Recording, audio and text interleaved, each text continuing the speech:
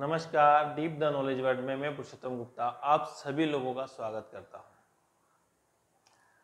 न रहो न निराश करो मन को, मैथिली शरण गुप्त जी की प्रसिद्ध कविता की ये जो लाइन है, पंक्तियां हैं, वो जीवन के बारे में सिखाती है कि छोटी मोटी जो भी समस्याएं, जो असफलताएं, उससे निराश नहीं होना चाहिए। और ये बात मैं अपने उन सभी प्यारे विद्यार्थियों से कहना चाहता हूँ जो लंबे समय से मेरे साथ जुड़े हुए हैं और अभी जो डिसीजन आया 10वीं 12वीं बोर्ड की एग्ज़ाम्स को रद्द करने का, उससे वो निराश है। निराश होना स्वाभाविक सी बात है। क्यों? क्योंकि आप लोगों ने मेहनत की और आप चाहते थे कि आपकी मेहनत के हिसाब से आपको रिजल्ट मिले। आपके साथ साथ मैंने भी मेहनत की है अपने स्टूडेंट्स के साथ में, ऑनलाइन क्लासेस के साथ में, तो मुझे भी कुछ निराशा हुई। लेकिन जो हो गया सो हो गया। अब हम क्या कर सकते हैं? हमें वापस हमारी सकारात्मक सोच डेवलप करनी है, आगे बढ़ना है और आगे बढ़ने के लिए उस निराशा को छोड़ना है, क्योंकि वो बात हो गई, जो बीत गई सो बात गई। हमें ये मानना है कि जो हो गया सो हो गया, अब आगे क्या करना है।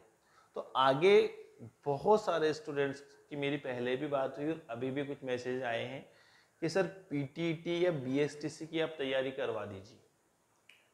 तो एक्चुअल बात यह है कि मैं पूरी तैयारी तो करवा नहीं पाऊंगा, लेकिन आपको इस एक वीडियो मात्र में इस प्रकार की स्ट्रेटजी बना के दे सकता हूं। इतनी सटीक स्ट्रेटजी है ये कि अगर आपने इसको फॉलो कर लिया तो आप ये मान के चलिए कि आपकी अच्छे रैंक को पीटीटी और बीएसटीसी में कोई नहीं रोक सकता।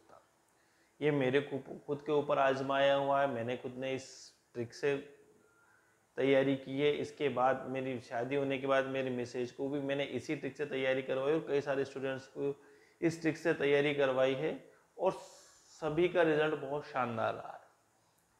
तो आइए देखते हैं क्या है वो एक ट्रिक।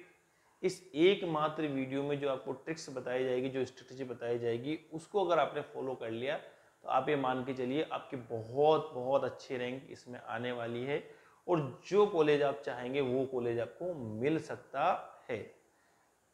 क्योंकि जब मैंने फर्स्ट टाइम पीटीईटी की एग्जाम दी थी, उस समय पूरे राजस्थान में पीटीईटी की सीट्स हुआ करती थी मात्र 5000, जो आज 80 से 90,000 के लगभग है। और उस समय सिर्फ इस स्ट्रेटजी को फॉलो करते हुए 10 से 15 दिन की पढ़ाई में मेरी बहुत अच्छी रैंक बनी। आप सोच सकते हैं आपकी भी ये हो सकती है, बशर्ते कि आप स्ट्रेटजी को स्ट्रिक्टली फॉलो करें। तो शुरुआत करते हैं इस स्ट्रेटजी के बारे में। तो हम सबको पता है कि ये जो पेपर होते हैं 600 नंबर के होते हैं और ये जो 600 नंबर है 4 पार्ट में डिवाइड हो जाते हैं। 150, 150, 150 और 150, 4 पार्ट होते हैं। पहला पार्ट होता है जीके, फिर आता है आपकी मेंटल एबिलिटी,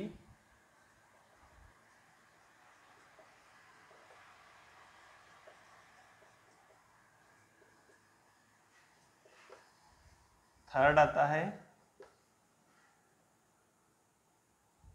एप्टीट्यूड या अभिरुचि, है ना, अभिरुचि या एप्टीट्यूड, है ना। और फोर्थ आ जाता है आपका लैंग्वेज।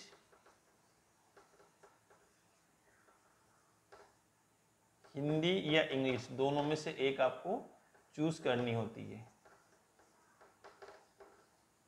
अब हमें तय करना है कि सबसे पहले तो इनमें से कितने मार्क्स हमें लाने हैं 600 में से, तो हमारा सिलेक्शन हो जाएगा। तो मेरा मानना है और जो हमने देखा है कि मिनिमम हमें 350 लाने हैं, 350 से ऊपर 350 प्लस हम एक अच्छी स्थिति में होंगे। 350 प्लस और 400 में बहुत अच्छी, 400 अगर हो जाता है तो आप ये मान के चलिए द बेस्ट, बहुत अच्छी सिचुएशन हो जाएगी। अब बात करते हैं कि ये 600 में से 400 या 350 से ऊपर नंबर हम लाएं कैसे, क्या तैयारी करें। तो ज़्यादा तैयारी करने की मैं बात नहीं करूँगा, मैं बात करूँगा ज़्यादा प्रैक्टिस करने की, ज़्यादा रिवीजन करने की, ज़्यादा आइटम पढ़ने की बजाय ज़्यादा प्रैक्टिस और ज़्यादा रिवीजन करने। तब अब हमें यहाँ से तय करना है कि कौन से पार्ट से हमें कितने मार्क्स मिल सकते हैं और उसके लिए हमें क्या क्या तैयारी करनी पड़ेगी, कितनी तैयारी करनी पड़ेगी। तो अगर हम ये चाहते हैं, आप ध्यान से सुनिए, कि हमारा स्कोर कम से कम इतना हो जाए, तो हमें सबसे पहले इस पार्ट को भूलना पड़ेगा कि ये भी हमारे एग्जाम का एक पार्ट है। आप भूल जाइए इस 150 नंबर को। अगर आप इनको नहीं भूलें तो आप इन सबको भूलने जा रहे हैं, ये मान लीजिए। क्यों, मैं ऐसा क्यों कह रहा हूं? क्योंकि जीके जो है एक ऐसा पार्ट है जो महासमंदर है ना। अब अगर आपने पहले उस महासमंदर में गोता लगा लिया तो उसमें जाकर इस तरह से उलझ जाओगे कि निकलने का रास्ता नजर नहीं आएगा। तो इसमें उलझने की बजाय, और आप इसमें कितनी ही मेहनत कर लें, इसकी भी एक रेंज है। आप बहुत अच्छी मेहनत करेंगे, मान लिया जाए बहुत अच्छी जीके की तैयारी करी, तब भी मैं आपको बता दूं 100 मार्क्स से ऊपर आप नहीं ला पाएंगे। इससे ऊपर के लिए वो स्टूडेंट एलिजिबल होंगे जो पहले से, अभी से नहीं, बहुत पहले से जीके की तैयारी कर रहे हैं किसी स्पेशल पर्पस के लिए, आरएस आईएएस या किसी और चीज के लिए, तो उनके लिए संभव है। अदरवाइज आप अभी से तैयारी करना शुरू करें और आप ये सोचें कि इसमें इससे ज़्यादा मार्क्स ला पाना बहुत मुश्किल है। आप अच्छी तैयारी करेंगे तब भी मेरा मानना है कि ये आपका एक हाई टोटल होता है 80 मार्क्स। और अगर आपने अच्छी तैयारी नहीं की तब भी आपको इतने नंबर आपको मिल ही जाएंगे। तो यानी कि आपने बहुत ज़्यादा प्रयास किया और प्रयास करके कितनी रेंज निकाली, मात्र 30 मार्क्स। कोचिंग्स आपको यहीं उलझा के रख देती है, क्योंकि कोचिंग्स में जब स्टूडेंट जाता है तो उसे सबसे ज़्यादा अट्रैक्ट क्या करता है, जीके, इतिहास की कहानियाँ, ज्योग्राफी के डाटा। उन्हें लगता है कि यार इनसे अच्छी चीज़ तो कुछ हो ही नहीं सकता, इससे ज़्यादा अच्छा पढ़ने में कुछ हो ही नहीं सकता, और वो मोस्टली फोकस कर लेता है इस पार्ट पर और ये पार्ट उसे डुबो देता है। तो आपको इस पार्ट पर ज़्यादा फोकस नहीं करना है। यहाँ हमें ये मान के चलना है 65-70 नंबर हमें मिल जाएं बहुत है। और वो भी मैं बताऊंगा कि ये 65-70 नंबर आप आसानी से कैसे ला सकते हैं, ज़्यादा परेशान होने की आवश्यकता नहीं है। अब अगली चीज आ जाती है हमारे पास कि ये तो 65-70 नंबर का जो पार्ट है वो तो हमने देख लिया। अब यहां से कहां से कितने नंबर हमें लाने हैं, तो सबसे इजीएस्ट जो जगह है जहां से हमें बंडल बहुत ज़्यादा बड़ी मात्रा में हमें मार्क्स मिल सकते हैं और बड़ी इजीली मिल सकते हैं बहुत कम मेहनत करके, वो है हमारी अभिरुचि। यहाँ आप आराम से 120 से 130 नंबर ला सकते हैं, वो भी मात्र 3-4 दिन की तैयारी में। अभिरुचि में होता क्या है, देखिए अभिरुचि में जो क्वेश्चंस आते हैं उनका एक ही तरीका होता है, एक ही उद्देश्य होता है कि आपका सोचने का नजरिया, देखने का जो नजरिया है वो टेस्ट किया जाए। यानी जिसका नजरिया सबसे ज्यादा सकारात्मक होगा, सबसे ज्यादा पॉजिटिव होगा, प्रैक्टिकल होगा, उसी सकारात्मक नजरियों को यहाँ पर स्वीकार किया जाएगा। अब इसमें भी जो क्वेश्चंस होते हैं, उसमें एक ऑप्शन के मार्क्स 3, एक के 2, फिर 1 और 0, इस प्रकार के मार्क्स होते हैं। जो मोस्ट पॉजिटिव होगा उसके मार्क्स होंगे 3। अब ये आपको करना क्या है, ज़्यादा कुछ नहीं करना है। पिछले 10-12 साल के आपके जो मेंटल एबिलिटी के जितने भी क्वेश्चंस आए हैं उन क्वेश्चंस को पढ़ना है, उनको सॉल्व करना है, उनके मार्क्स देखने किस प्रकार आ रहे हैं। और अगर आपने 10-12 साल के, 15 साल के जो भी पीटीटी, बीएसटीसी के, प्री बीएसटीसी के जो भी पेपर से अगर आपने उनको यहाँ पर सोल्व कर लिया तो आप आराम से 120 से 130 मार्क्स ले आएंगे। क्वेश्चंस ध्यान रखिए, जो मोस्ट सकारात्मक सोच है आपको वही करना है। जैसे उदाहरण के लिए आपके सामने एक क्वेश्चन आ गया कि आपके कक्षा का एक विद्यार्थी चोरी करता है, आप उसे रोकने के लिए क्या करेंगे? तो जो फेमस मोस्ट पॉपुलर है वो क्या, बच्चे को पनिशमेंट देंगे, सबके सामने डांटेंगे, है ना, उसके माता पिता से बात करेंगे, है ना। और जो सबसे सकारात्मक चीज़ है वो है कि ये जानने का प्रयास करेंगे कि बच्चा ऐसा क्यों कर रहा है, और साथ ही साथ उससे उस रास्ते से उसका आत्मसम्मान को बचाते हुए निकालने का प्रयास करेंगे। तो ये जो मोस्ट पॉजिटिव है, इसके आपको 3 नंबर मिलेंगे, और अगर आपने पनिशमेंट वाली बात करें तो आपको 0 नंबर मिल जाएंगे। बहुत ईजी है। अब 10 से 15 पेपर मार्केट में सेट मिल जाता है। 10 से 15 साल का जो पेपर का सेट आता है उसके भी क्वेश्चन अगर आप अपने ढंग से 2-3 बार कर लिए तो आप 120 से 130 नंबर से कम आप नहीं लाएंगे, और इतना हमारे लिए पर्याप्त है। यानी कि हम मान लीजिए कि मिनिमम 120 नंबर हमने यहाँ से ले लिए। अब हमारा अगला पार्ट आता है मेंटल एबिलिटी, जो कि इसी के बराबर बंडल नंबर दे सकता है। बंडल नंबर आप यहाँ पर कितने ला सकते हैं वो एक अलग बात है, लेकिन आप अच्छी तैयारी कर लें तो यहाँ पर भी आप 120 से 130 नंबर आसानी से ला सकते हैं। करना क्या है यहाँ पर आपको, जो आप कोई सी भी एक गाइड मार्केट में मिलेगी वो खरीद लीजिएगा, और मेंटल एबिलिटी के जो चैप्टर्स दिए गए हैं उनको पढ़िए, उनके क्वेश्चन आंसर को सॉल्व कीजिए, उनको समझिए, आसानी से समझिए, एक नहीं 2 बार कीजिए, और करने के बाद सभी चैप्टर्स को आपने सॉल्व कर लिया। कर लेने के बाद आपको करना क्या है, वही पुराना जो क्वेश्चन बैंक हमने पिछले साल 10 साल का परचेज किया है, उस 10 साल के क्वेश्चन बैंक में जितने भी मेंटल एबिलिटी के क्वेश्चंस हैं उन मेंटल एबिलिटी के क्वेश्चन को सॉल्व करें, और करने के बाद देखें कि हम कितने सही हो रहे हैं। जहां गलती है उसको वापस हम गाइड में जाएं, गाइड में जाकर के ट्रिक्स देखें कहाँ गलती हुई है, उसको सुधार करें। तो अगर हमने इतना सा कर लिया, इसको 2 बार से 3 बार उस चैप्टर्स को पढ़ लिया और अच्छे से प्रैक्टिस कर ली, अगर हम ऐसा करेंगे तो हमें यहाँ ज़्यादा से ज़्यादा 8 से 10 दिन का समय देना होगा। इसमें 4 से 5 दिन का समय बहुत पर्याप्त है, जिसमें आप ये 2 पार्ट आसानी से कवर कर लेंगे। मैं 8-10 से 10 दिन भी ज़्यादा बता रहा हूँ। अगर आपकी स्पीड अच्छी है पढ़ने की और रेगुलर पढ़ते हैं तो आप ये मान के चलिए 1 सप्ताह में इसको कवर कर सकते हो। इसके लिए 3 दिन बहुत है, 3 दिन से 4 दिन बहुत है, लेकिन लगभग 10 दिन के अंदर आप इस पार्ट को आसानी से कवर कर सकते हैं, और जहां से आपको लगभग 250 के लगभग नंबर मिल जाएंगे। अब हमें आवश्यकता कितनी रह गई वो देखें। हमें आवश्यकता रह गई 125 नंबर के लगभग की ओर, कि अगर हमें 125 नंबर के लगभग और मिल जाए तो बहुत अच्छा होगा। अब इसमें सबसे इंपॉर्टेंट रोल है, द मोस्ट इंपॉर्टेंट, इस लैंग्वेज वाले पार्ट का, क्योंकि ये लैंग्वेज वाले पार्ट में ही सबसे ज्यादा डेविएशन देखने को मिलता है। किसी कैंडिडेट के इसमें 125 भी हो सकते हैं और किसी के 5 भी हो सकते हैं, यानी कि डेविएशन यहाँ बहुत बहुत ज्यादा हो सकता है। कारण क्या है? कारण होता है लैंग्वेज में स्टूडेंट्स के दिमाग में एक ओवर कॉन्फिडेंस आ जाता है।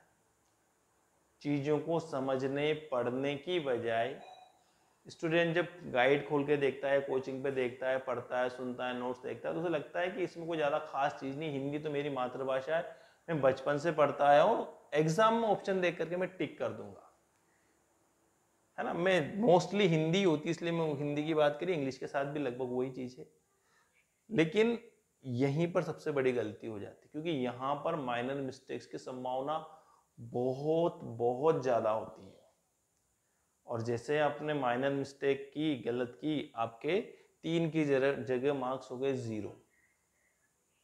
तो याद रखिएगा ये वाला पार्ट सबसे इंपॉर्टेंट है, और यहां पर ही आपको सबसे ज्यादा ध्यान देना मोस्ट इंपॉर्टेंट है। आप अगर हिंदी या इंग्लिश जो भी है, जो भी आपके हैं, आप कम से कम जो भी गाइड हिंदी के लिए, इंग्लिश के लिए, पहले तो एक स्तरीय चीज खरीदें जिसका एक लेवल हो, है ना, और उससे खरीदने के बाद उसके कम से कम 6 से 7 रिवीजन होने चाहिए। आप याद रखिएगा, एक बार पढ़ा खत्म, दूसरी बार पढ़ा कोई ज्यादा महत्व नहीं, तीसरी बार पढ़ा कंफ्यूज, चौथी से 5वीं बार में जाते जाते कंफ्यूजन कम होने लगेगा, और 6 से 7 बार अगर आपने पढ़ लिया तब यहाँ पर आपके दिमाग में क्लियरिटी आने लगेगी। और आप ना माने तो आप कि जितने परिचित जिन्होंने पिछले साल पीटीटी या बीएसटीसी की एग्जाम दी हो, आप उनकी मार्कशीट्स उनसे मांग लें, देख लें, उनके मार्क्स देख लें, तो आपको लगेगा कि बिल्कुल यही वो सबसे बड़ा गड्ढा था लैंग्वेज वाला, जिसने उन्हें या तो उठा दिया या उन्हें गिरा दिया। सेलेक्ट होने वालों में, रिजेक्ट होने वालों में सबसे बड़ा अंतर इसी पार्ट में होता है। तो आपको यहाँ बहुत ज़्यादा मेहनत करनी है लैंग्वेज वाले पार्ट में। जो भी चीज़ आप पढ़ रहे हैं उसके रिवीजन, ज़्यादा चीज़ें ना पढ़े लेकिन जो पढ़े उसके रिवीजन कम से कम, मैं आपसे कह रहा हूँ 6 से 7 बार का रिवीजन हो तो बहुत अच्छा है। अगर आपने ये कर लिया तो आपके सिलेक्शन को कोई नहीं रोक रहा। अगर आपने ये कर लिया तो आपको इजीली, ज़्यादा माथापच्ची नहीं करनी है। अगर आपने ये कर लिया 6 से 7 बार रिवीजन, हमारे पुराने पेपर्स जो थे प्रैक्टिस के लिए जो हमने लिए थे, उन 10 साल के पेपर्स को सोल्व करके देखा, इतने भर में उस सोल्व करने में जो गलतियां होगी हमें पता चल जाएगा कि हम कहाँ गलत कर रहे हैं, क्या चीज गलत कर रहे हैं, उस गलती को ढूंढे और उसको ओवरकम करें। अगर हमने ऐसा कर लिया तो हम आराम से यहाँ से 115 से 125 के लगभग मार्क्स निकाल सकते हैं।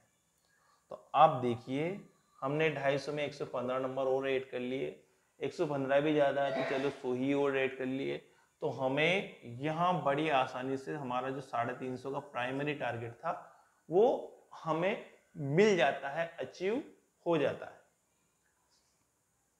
अब बच गया कि सर इन 150 नंबर का क्या करना है, इसको ऐसे चले जाने दें क्या, ये कुछ भी नहीं करें, नहीं, यहाँ पर भी कुछ नंबर्स लाने हैं। हमारा टारगेट यहाँ पर होना चाहिए 65 से 70 नंबर के लगभग का। इतने नंबर आ जाएं बहुत है।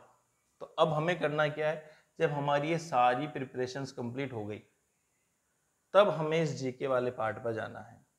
और करना क्या है, सबसे पहले अगर आपकी एग्ज़ाम आज से 15 दिन बाद है तो 7 से 8 दिन की तैयारी मैं बता रहा हूँ पर्याप्त है इसके लिए। आपको करना क्या है कि पिछले 4 से 6 महीने का जो भी करंट जीके की कोई बुक मिल जाएगी आपको आसानी से मार्केट में, और उस 6 महीने के करंट जीके की बुक को लाए। आसानी से आप 2 दिन में उसको पढ़ सकते हैं, कोई बड़ा इशू नहीं है। उस बुक को 2 से 3 रिवीजन कर लें करंट जीके की, क्योंकि करंट जीके के 10 से 15 क्वेश्चन आसानी से आ जाते हैं। अगर 15 क्वेश्चन वो आ गए तो आप ये मान के चलिए कि 40 के लगभग नंबर आपके वहां से आ जाएंगे, जहां ज़्यादा माथापच्ची की आवश्यकता। लेकिन याद रखना, मैं फिर कह रहा हूँ, रिवीजन मोस्ट इम्पोर्टेंट है। अगर आपने रिवीजन नहीं किया तो गलती वहां भी करेंगे। आपको कम से कम 3 बार उस करंट जीके की बुक को पढ़ना है। तो आपके 15 क्वेश्चन के लगभग वहां से आ गए तो 40 से 45 नंबर वहां हो गए। अब बच गए 65 से 70। तो कुछ क्वेश्चन जीके के इतने इजी होते हैं जो आपने पॉलिटिकल साइंस, हिस्ट्री, ज्योग्राफी जो भी 11वीं 12वीं में पढ़ी है वहां से आसानी से आपको मिल जाएंगे, और वहां से आप आसानी से टिक भी कर सकते हैं। 5 से 7 क्वेश्चन आपको ऐसे मिलेंगे भी सही। तो 5 क्वेश्चन भी हमें मिल गए तो आप ये मान के चलिए कि हमारा जो रेशियो हो गया 55 नंबर के लगभग का पहुंच गया। अब 55 के बाद बचे हुए जो क्वेश्चन है 25 क्वेश्चन है, क्योंकि यहाँ माइनस मार्किंग तो है ही नहीं। अगर 25 क्वेश्चन में सिर्फ हमने ब्लाइंडली टिक किया तो भी उम्मीद है कि 5 से 6 क्वेश्चन हमारे सही हो जाएंगे, यानी कि हमारा टारगेट जो था वो इजीली यहाँ अचीव हो जाएगा। अगर ये भी अचीव हो गया तो हमने यहाँ पर अगर 65 ऐड कर लिए, जो मैं आपको मिनिमम बता रहा हूँ, अगर ये ऐड कर लिए तो हमारा स्कोर हो गया 415। इस स्कोर में आप राजस्थान के जिस कॉलेज पर उंगली रखोगे वो कॉलेज आपको एडमिशन दे देगा, वहां आपको सीट मिल जाएगी। यानी कि बहुत बहुत इजी वे में आप ये सिलेक्शन करवा सकते हैं बड़े आसानी से। आपको करना क्या है कि आपको ये पता होना चाहिए कि मार्क्स कहाँ से आने हैं, कहाँ कितनी मेहनत करनी है, और वहाँ से कितना हमें मार्क्स निकालने हैं। अगर यहाँ आप जीके को पूरे 6 महीने भी पढ़े लगातार, तब भी मैं आपसे कह रहा हूँ कि आप 100-110 से ज़्यादा नंबर यहाँ निकाल नहीं पाएंगे। अगर आपने 7 दिन भी पढ़ा तो आप यहाँ पर 65 से 70 नंबर निकाल लेंगे। यानी कि कितनी ही मेहनत कर लें, यहाँ पर डेविएशन 30-35 नंबर से ज़्यादा का नहीं होगा। इसलिए मैंने आपसे पहले कहा कि इस जगह पर ज़्यादा उलझने की आवश्यकता नहीं है। उलझेंगे वहाँ जहाँ हमें कम से कम मेहनत में मैक्सिमम आउटपुट मिले, मैक्सिमम मार्क्स मिले। और अगर आपने इस स्ट्रेटजी को अपनाया, तरीके से अपनाया, जो मैंने चीज़ कही, रिवीजन, प्रैक्टिस, रिवीजन, जो सबसे इम्पोर्टेंट है, अगर आपने इसको फॉलो किया तो आप 100% सेलेक्ट होंगे। ये मैं अपने अनुभव से कह रहा हूँ। उम्मीद है आपके लिए वीडियो फायदेमंद रहा होगा, आपको काफ़ी कुछ मदद मिली होगी। अगर आपको अच्छा लगे, मदद मिले, तो आप कमेंट बॉक्स में ज़रूर लिखिएगा कमेंट, और अपने बाकी दोस्तों को भी शेयर कीजिएगा। जुड़े रहने के लिए बहुत बहुत धन्यवाद।